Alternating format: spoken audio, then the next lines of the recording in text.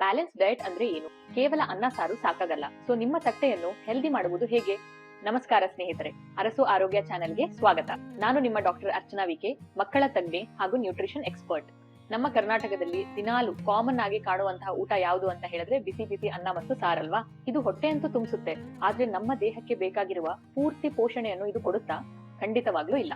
ಕೇವಲ ಅನ್ನ ಸಾರು ತಿಂದ್ರೆ ನಮಗ್ ಸಿಗೋದು ಕಾರ್ಬೋಹೈಡ್ರೇಟ್ಸ್ ಹಾಗೂ ಸ್ವಲ್ಪ ಪ್ರಮಾಣದ ಪ್ರೋಟೀನ್ ಮಾತ್ರ. ಹಾಗಂದ್ರೆ ಇದನ್ನೇ ಒಂದು ಪರಿಪೂರ್ಣವಾದ ಬ್ಯಾಲೆನ್ಸ್ ಡಯಟ್ ಆಗಿ ಬದಲಾಯಿಸುವುದು ಹೇಗೆ? ಬನ್ನಿ ಸಿಂಪಲ್ ಆಗಿ ಇವತ್ತು ತಿಳಿಸ್ಕೊಡ್ತೀನಿ. ಮೈಕ್ರೋ ಮತ್ತು ಮ್ಯಾಕ್ರೋ ನ್ಯೂಟ್ರಿಯೆಂಟ್ಸ್ ಅಂದ್ರೆ ಏನು?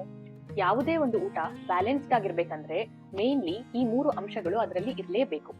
ಮ್ಯಾಕ್ರೋ ನ್ಯೂಟ್ರಿಯೆಂಟ್ಸ್ ಅಂದ್ರೆ ಕಾರ್ಬೋಹೈಡ್ರೇಟ್ಸ್, ಪ್ರೋಟೀನ್ಸ್ ಹಾಗೂ ಹೆಲ್ದಿ ಫ್ಯಾಟ್ಸ್.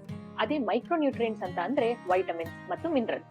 ನಮ್ಮ ಅನ್ನದಲ್ಲಿ ಕಾರ್ಬೋಹೈಡ್ರೇಟ್ಸ್ ಇದೆ, ಸಾಂಬಾರ್ನಲ್ಲಿ ಬಳಸುವ ಬೇಳೆಯಲ್ಲಿ ಸ್ವಲ್ಪ ಪ್ರೋಟೀನ್ ಇದೆ.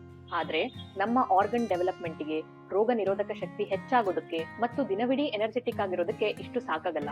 ಸೊ ನಿಮ್ಮ ತಟ್ಟೆಯನ್ನು ಬ್ಯಾಲೆನ್ಸ್ ಮಾಡೋದು ಹೇಗೆ ನೋಡಿ. ಈಗ ಈ ಅನ್ನ ಸಾರು ಜೊತೆಗೆ ನಾನಿಲ್ಲಿ ಕ್ಯಾರೆಟ್ ನ ಸೇರಿಸ್ತಾ ಇದ್ದೀನಿ.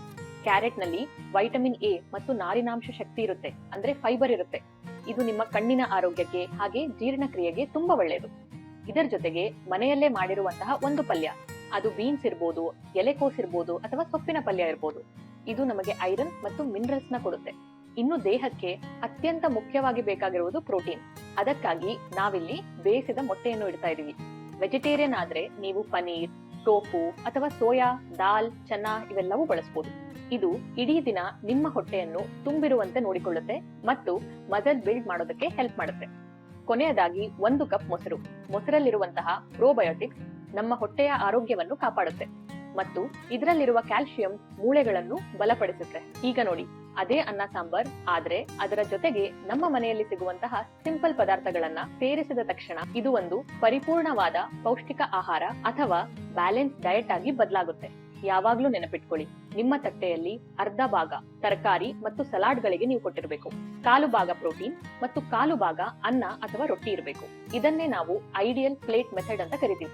ಬ್ಯಾಲೆನ್ಸ್ ಡಯಟ್ ಅಂದ್ರೆ ದುಬಾರಿ ಆಹಾರ ತಿನ್ಬೇಕು ಅನ್ನೋದೇನಿಲ್ಲ. ನಮ್ಮ ಮನೆಯಲ್ಲೇ ಸಿಗುವಂತಹ ಪದಾರ್ಥಗಳನ್ನು ಉಪಯೋಗಿಸಿ ಸರಿಯಾದ ಪ್ರಮಾಣದಲ್ಲಿ ತಿನ್ನುವುದು ಅಷ್ಟೇ. ಈ ಮಾಹಿತಿ ನಿಮಗೆ ಉಪಯುಕ್ತ ಅನ್ಸಿದ್ರೆ ದಯವಿಟ್ಟು ವಿಡಿಯೋಗೆ ಒಂದು ಲೈಕ್ ಕೊಡಿ, ಹಾಗೆ ನಿಮ್ಮ ಫ್ಯಾಮಿಲಿ ಮತ್ತು ಫ್ರೆಂಡ್ಸ್ ಜೊತೆಗೆ ಶೇರ್ ಮಾಡಿ. ಇಂತಹ ಆರೋಗ್ಯಕರ ಮತ್ತು ಉಪಯುಕ್ತ ಮಾಹಿತಿಗಾಗಿ ಅರಸು ಆರೋಗ್ಯ ಚಾನೆಲ್ ಅನ್ನು ಹಿಂದೆ ಸಬ್ಸ್ಕ್ರೈಬ್ ಮಾಡಿ.